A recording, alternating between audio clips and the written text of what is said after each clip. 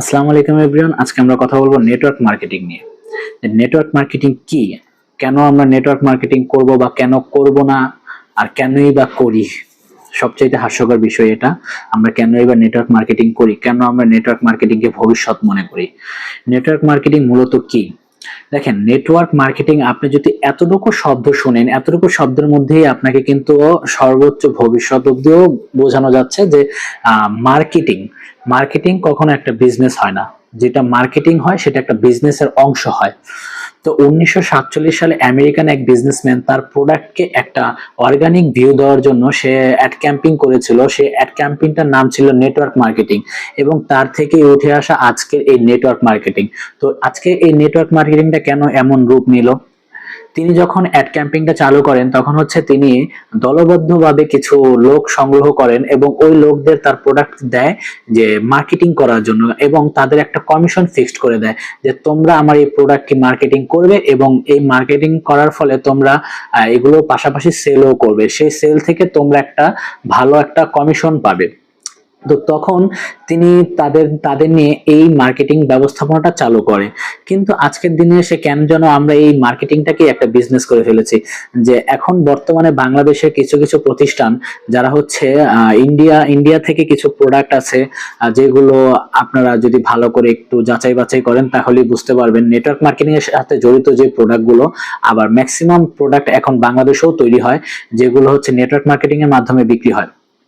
যে সেটা কিভাবে হয়, যেমন যে কোন একটা প্রতিষ্ঠান, তার যদি কোনো প্রকার কোনো প্রোডাক্ট না থাকে কিন্তু তার যদি মেন পাওয়ার থাকে, যে তার কাছে লোকবল আছে, সেই ক্ষেত্রে সে কি করে, অন্য একটা কোম্পানি থেকে তার প্রোডাক্টগুলো নেয়। প্রোডাক্টগুলো নিয়ে তার থেকে একটা কমিশন ফিক্সড করে নেয় যে আপনার প্রোডাক্টগুলো আমি সেল করে দিলে আমাকে এত টাকা কমিশন দিতে হবে। তো তার পরবর্তীতে তিনি কি করে, যেই তার যে প্রোডাক্টগুলো, সেই প্রোডাক্টগুলোকে সেল করার মাধ্যমে যে কমিশনটা আসে, সেই কমিশনটাই তার কাছে মূলত বিজনেস। তো এর জন্য সে দলবদ্ধভাবে টিম তৈরি করে, যে টিমগুলো তৈরি করে বিভিন্ন ধরনের, যে কোনো এলাকা হোক বা দেশ হোক বা যে জায়গায় হোক, খুব বড় আকার নেওয়ার চেষ্টা করে যে সে তার মেন পাওয়ার দিয়ে সেই বিজনেসটা করবে। তো ঠিক এই একইভাবে এটাকে নাম দিয়ে দেয় নেটওয়ার্ক মার্কেটিং। তো নেটওয়ার্ক মার্কেটিং নাম দিয়ে বিভিন্ন ধরনের লোভনীয় যে অফার, তাদের বিদেশ পাঠাবে, তাদের মানে বিভিন্ন ধরনের ওয়ার্ল্ড ট্যুর, বাইক, স্মার্টফোন, এইগুলা দিয়ে তাদেরকে নেটওয়ার্ক মার্কেটিং এর দিকে ঠেলে দিচ্ছে। এবং তাদেরকে একটা গোল চক্র আকারে দেখানো হচ্ছে যে তোমার নিচে যে থাকবে সে এত, তোমার নিচে সে।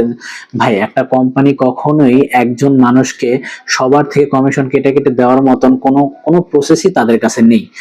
এমন প্রসেস করা একেবারেই ইম্পসিবল যে আপনার নিচে যদি 1000 মানুষ থাকে, ওই 1000 মানুষ যে কাজ করবে সেটার বেনিফিট আপনি ভোগ করবেন, সেটা কোনোভাবেই সম্ভব না। আর এটা কখনো হয়ওনি। তো নেটওয়ার্ক মার্কেটিং আমরা যেটা বুঝছি, আসলে প্রকৃতপক্ষে সেটা কোনোভাবেই নেটওয়ার্ক মার্কেটিং না।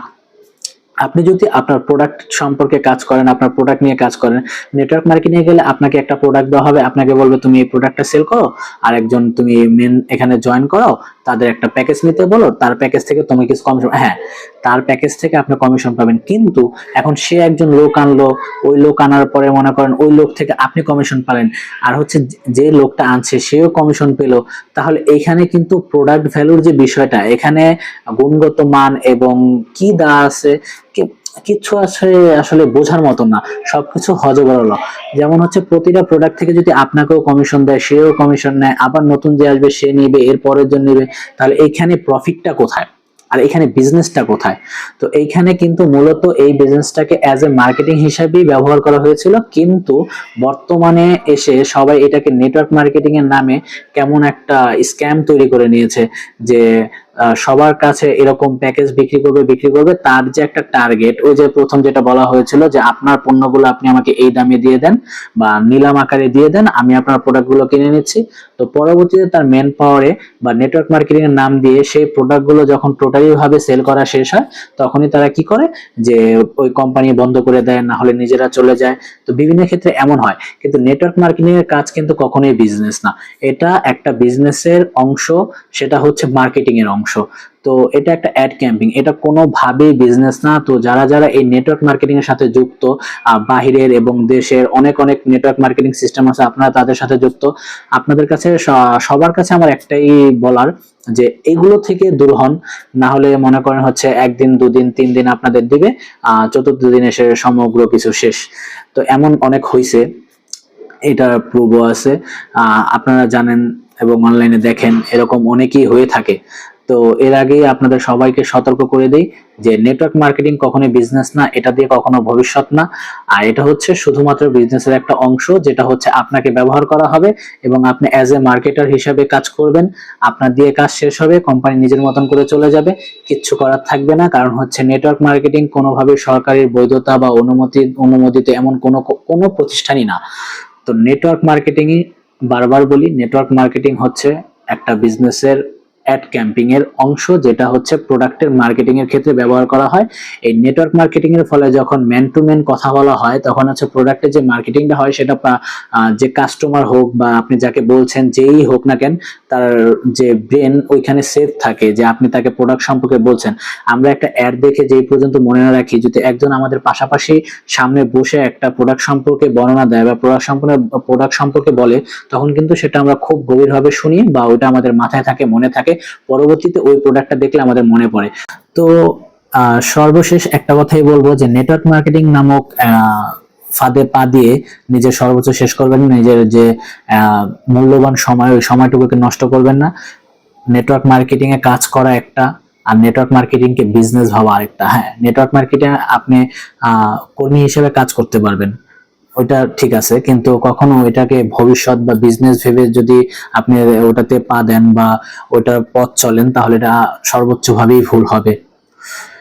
তো সর্বশেষ কথা একটাই, যে নেটওয়ার্ক মার্কেটিং নামক যে ওই লোভনীয় বিষয়, ওগুলো থেকে দূরে থাকুন।